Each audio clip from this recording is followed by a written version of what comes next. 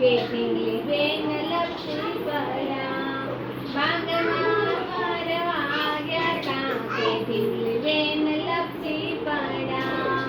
મેં તમારી ઢીંગલી માટે શીરો બનાવ્યો, શીરો ખાઈને થયા તાજા કે ઢીંગલી બેન લપસી પડ્યા.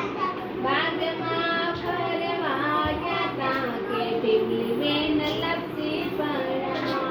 મેં તમારી ઢીંગલી માટે ઝાંઝર મંગાવ્યા, મેં તમારી ઢીંગલી માટે ઝાંઝર મંગાવ્યા.